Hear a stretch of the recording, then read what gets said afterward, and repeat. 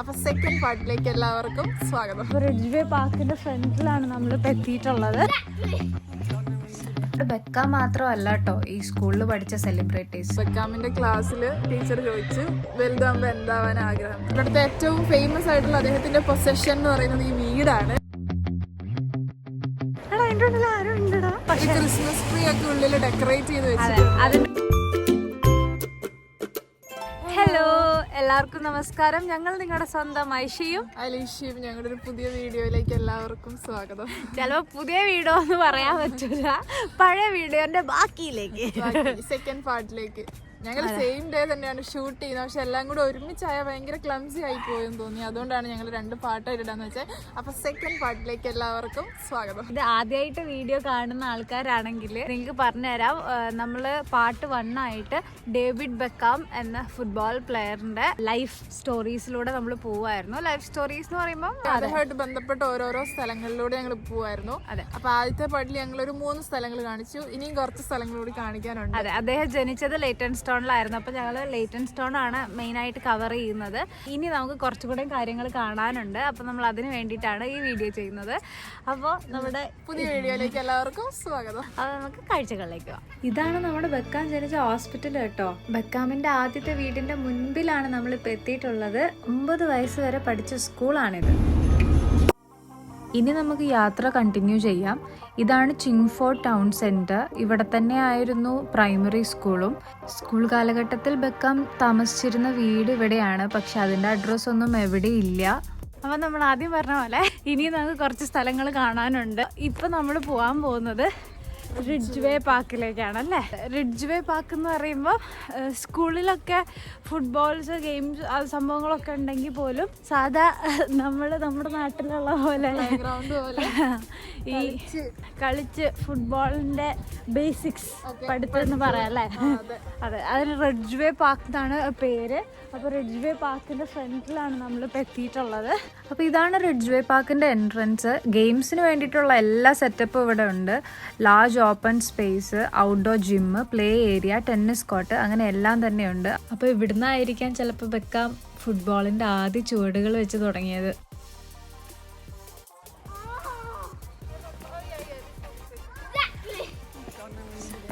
ഈ പാർക്കിനടുത്തായിട്ട് 2-3 സ്കൂൾസ് ഉണ്ട്. അതാണ് ഇവിടെ ഒരുപാട് കുട്ടികളെ കാണുന്നത്.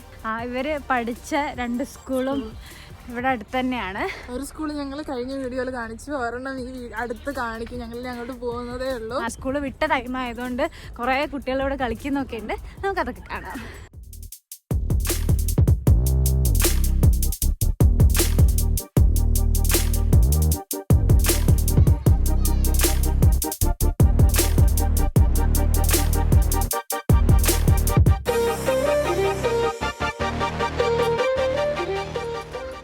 ഇത് ചിങ്ഫോർഡിലെ ഫേമസ് ആയിട്ടുള്ള ഒരു മോഡൽ റെയിൽവേ ആണ് കേട്ടോ.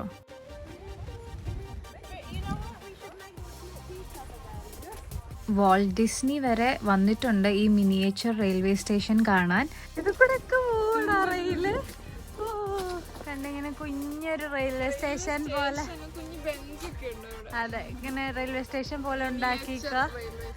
അതെ, എന്നിട്ട് അവിടെ കൂടെ ഒക്കെ വഴിയുണ്ട്. പിന്നെ ഈ റോഡിൽ കൂടി നമ്മൾ നടക്കുന്നിടത്തൊക്കെ അതിന്റെ വഴിയുണ്ട്. പാർക്കിൽ എൻ്റർ ചെയ്യുമ്പോൾ തന്നെ ഒരു സൈഡിൽ ഔട്ട്ഡോർ ജിമ്മുണ്ട്.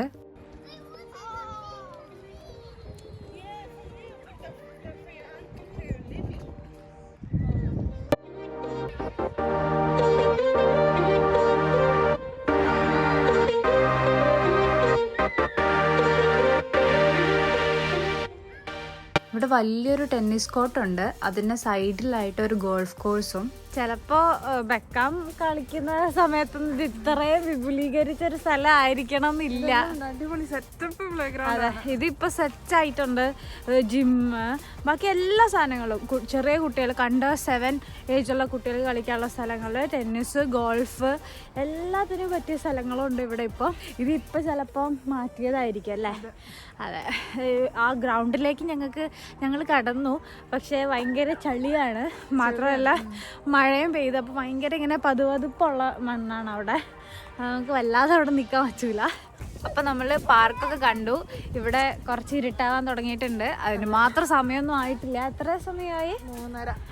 3:30 ആയിട്ടുള്ളൂ. പക്ഷെ വിൻ്റർ ആയതുകൊണ്ട് പെട്ടെന്ന് ഡാർക്ക് ആവും. അപ്പോൾ നമുക്ക് ഇനിയും കുറച്ചുകൂടെ സ്ഥലങ്ങൾ പോകാനുള്ളതുകൊണ്ട് നമുക്ക് പെട്ടെന്ന് പോവാം. അപ്പോൾ ഇനി പോകാൻ പോകുന്നത് ഡേവിഡ് ബെക്കാം ഹൈസ്കൂൾ ചെയ്ത ചിങ്ഫോർഡ് കൗണ്ടി ഹൈസ്കൂൾ എന്നാണ് പണ്ട് പേര്. പക്ഷെ ഇപ്പൊ അതിന്റെ പേര് ചിങ്ഫോർഡ് ഫൗണ്ടേഷൻ സ്കൂൾ എന്നാണ്.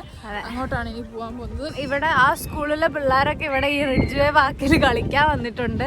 കുറേ പേരുണ്ട്. അപ്പൊ നമുക്ക് അങ്ങോട്ടേക്ക് പോവാം. അപ്പൊ നമ്മൾ അങ്ങനെ ചിങ്ഫോർഡിലേക്ക് പോകുന്നു. നമുക്കിനി സ്കൂള് കാണാം. ഈ കാണുന്ന ചിങ്ഫോർഡ് ഫൗണ്ടേഷൻ സ്കൂളിലായിരുന്നു ബെക്കാമിൻ്റെ ഹൈസ്കൂൾ പഠനം. നമ്മുടെ ബെക്കാം മാത്രമല്ല കേട്ടോ ഈ സ്കൂളിൽ പഠിച്ച സെലിബ്രിറ്റീസ്. ഫേമസ് ആയിട്ടുള്ള വേറെ 2 ഫുട്ബോൾ പ്ലെയേഴ്സ് കൂടി ഇവിടെ പഠിച്ചിട്ടുണ്ട്. അവർ ഹാരി കെയ്നും ഡ്വൈറ്റ് ഗെയിലുമാണ്. ഹാരി കെയ്ൻ ഇപ്പോഴത്തെ ഇംഗ്ലണ്ട് ഫുട്ബോൾ നാഷണൽ ടീമിൻ്റെ ക്യാപ്റ്റനാണ്. സ്കൂൾ ടീമിലുണ്ടായിരുന്ന ഹാരി കെയ്ൻ 11ാം വയസ്സിൽ ബെക്കാമിൻ്റെ ഫുട്ബോൾ അക്കാഡമിയിൽ പോയിട്ടുണ്ടായിരുന്നു. ആ ഫോട്ടോയിൽ കാണുന്ന തൻ്റെ ഗേൾ ഫ്രണ്ടിനെ തന്നെയാണ് പിന്നീട് അദ്ദേഹം വിവാഹം കഴിച്ചത്. ഈ സ്കൂളിൽ പഠിച്ച ഈ 3 താരങ്ങളുടെയും ജേഴ്സി ഇവിടെ ഡിസ്പ്ലേ ചെയ്ത് വെച്ചിട്ടുണ്ട്.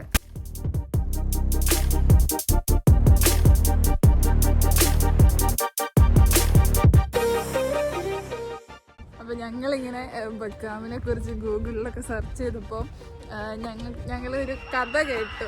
അല്ല എല്ലാവർക്കും അതായിരിക്കും. ഞങ്ങൾ പക്ഷെ ആദ്യമായിട്ടാണ് കേൾക്കുന്നത്. ഇവിടെ ഭയങ്കര ശബ്ദം. നമുക്ക് അങ്ങോട്ട് പോയി നോക്കാം. ഇവിടുന്ന് കഥ പറഞ്ഞാൽ കേൾക്കോ? ഓക്കെ. അന്നേരം നമ്മളൊക്കെ സ്കൂളിൽ പഠിക്കുമ്പോൾ ടീച്ചേഴ്സ് നമ്മളോട് ചോദിക്കൂലേ എന്താവാൻ ആഗ്രഹം വലുതാവുമ്പോ. അതെ. അപ്പൊ അങ്ങനെ ബെക്കാമിന്റെ ക്ലാസ്സിൽ ടീച്ചർ ചോദിച്ചു വലുതാവുമ്പോ എന്താവാൻ ആഗ്രഹം. അപ്പൊ എല്ലാരും ഇങ്ങനെ ഡോക്ടർ, എഞ്ചിനീയർ അങ്ങനെയൊക്കെ പറഞ്ഞു. അപ്പൊ ബെക്കാമിന്റെ അടുത്തെത്തി ഇപ്പൊ ചോദിച്ചപ്പോ പുള്ളി പറഞ്ഞത് എനിക്ക് ഫുട്ബോൾ പ്ലെയർ ആണെന്നാണ്. അപ്പൊ അന്നെല്ലാരും ചിരിച്ചു. പക്ഷെ വർഷങ്ങൾക്ക് ശേഷം വലിയൊരു താരമായിട്ട് മാറി. അതെ. ഈ സ്കൂളിന് 2 ഭാഗത്തും പ്ലേ ഏരിയാസ് ഉണ്ട്. അവരുടെ ഫുട്ബോൾ ഗ്രൗണ്ട് പിന്നിലാണെന്ന് തോന്നുന്നു. ഇവിടെ കുറച്ച് ചെറുപ്രായക്കാരാണ് പ്രാക്ടീസ് കഴിഞ്ഞ് കോച്ചസുമായിട്ട് സംസാരിച്ചുകൊണ്ടിരിക്കുകയാണ്. ഇവിടെ സ്കൂളിൽ ഇപ്പോഴും ഗ്രൗണ്ടിലൊക്കെ സ്റ്റുഡൻസും ടീച്ചേഴ്സും കോച്ചസൊക്കെ ഇപ്പോഴും പ്രാക്ടീസ് ചെയ്യുക ഗെയിംസൊക്കെ. ഇവിടെയാണെങ്കിൽ കുറച്ച് വലിയ കുട്ടികളാണ് സ്പോർട്സ് പ്രാക്ടീസ് ചെയ്യുന്നത്.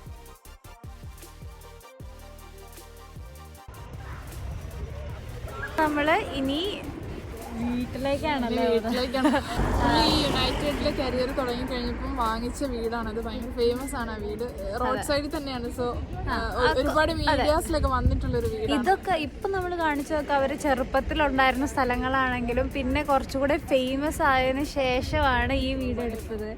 അപ്പോൾ ഈ വീട് കുറച്ചുകൂടെ പോഷാണ്. സെൻട്രൽ ലണ്ടനിൽ അങ്ങോട്ടാണ് ഈ വീടുള്ളത്. അപ്പൊ നമുക്ക് അങ്ങോട്ട് പോവാം.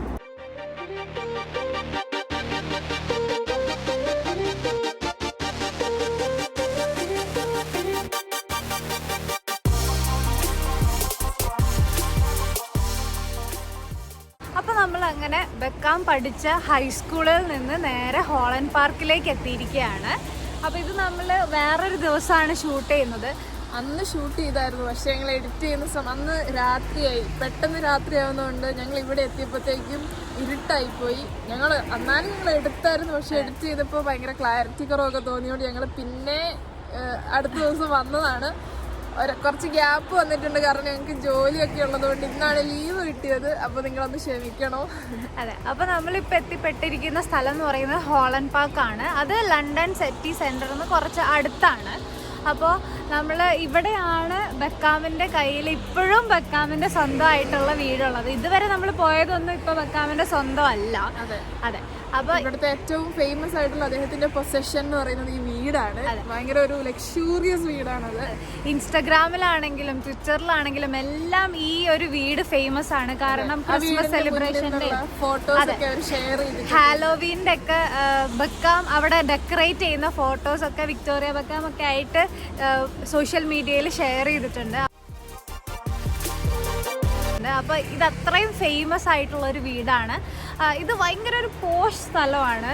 അപ്പോൾ നമ്മൾക്ക് അങ്ങോട്ട് പോവാം അല്ലേ. ഇനി നമുക്ക് ബെക്കാമിൻ്റെ വീട് കണ്ടുപിടിക്കണം.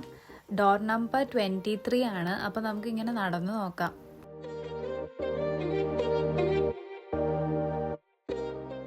അപ്പോൾ നമ്മൾ ഡോർ നമ്പർ 24 എത്തി. ഇത് നമ്മുടെ ബെക്കാമിൻ്റെ അയൽവാസികളാണ് കേട്ടോ. അപ്പോൾ ഇത് കഴിഞ്ഞ് കാണുന്നതാണ് ബെക്കാമിൻ്റെ വീട്. അപ്പോൾ നമുക്ക് നൈസായിട്ട് വീടിന് മുന്നിൽ കൂടെ ക്യാമറ പിടിച്ച് നടന്നു നോക്കാം. അപ്പോൾ ഇവിടുന്നാണ് വീടിൻ്റെ ബൗണ്ടറി സ്റ്റാർട്ട് ചെയ്യുന്നത്. അവിടെ ഗ്ലാസ് ഇട്ട വിൻഡോസ് ആയതുകൊണ്ട് നമുക്ക് കുറച്ചൊക്കെ അകത്തേക്ക് കാണാൻ പറ്റുന്നുണ്ട്. ഇതാ ഡോർ നമ്പർ 23 എന്ന് ഇവിടെ കാണാം. വീടിനുള്ളിൽ ക്രിസ്മസ് ഡെക്കറേഷൻസ് ഒക്കെ ചെയ്തിട്ടുണ്ട്. ഒരു പെണ്ണുണ്ട്. അപ്പം ഞങ്ങൾ വീടിന് ഓപ്പോസിറ്റ് നിന്നിട്ട് വീട് ഫുള്ളായിട്ട് കിട്ടുമോ നോക്കുവാണ്. വിക്ടോറിയ ബെക്കാമിൻ്റെ കുറച്ച് റീസെൻ്റ് ആയിട്ടുള്ള ഇൻസ്റ്റാഗ്രാം പോസ്റ്റുകളിൽ ഈ വീടിനകത്താണെന്ന് തെളിയിക്കുന്ന വിധം കുറച്ച് ഫോട്ടോസൊക്കെ ഇട്ടിട്ടുണ്ട്. അപ്പോൾ ബെക്കാമും ഫാമിലിയും അതിനകത്തുണ്ടാവുമെന്ന് നമുക്ക് പ്രതീക്ഷിക്കാം. എന്നിട്ട് നമുക്ക് അവരോട് ബൈ ബൈ പറഞ്ഞിട്ട് ഇവിടുന്ന് പോവാം.